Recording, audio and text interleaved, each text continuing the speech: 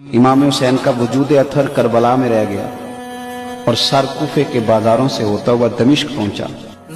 بہن کو تو بھائی کی انگلی بھیج دو تو شاید پاگل ہو جائے۔ سیدہ زینب نے سارا کچھ دیکھا، لیکن نہ مصطفیٰ کی شہزادی کا پردہ سر سے سرکا، نہ کوئی نماز قضا ہوئی۔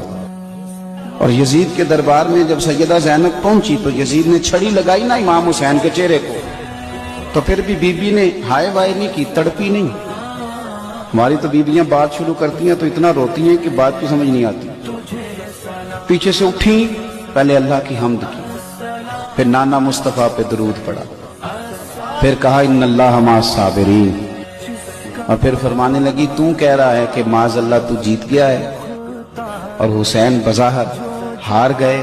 آپ فرمانے لگی یزید ذرا وقت بدلنے دے، ذرا حالات تبدیل ہونے دے، ذرا میرے حسین کی شہادت کی خبر عام ہونے دے۔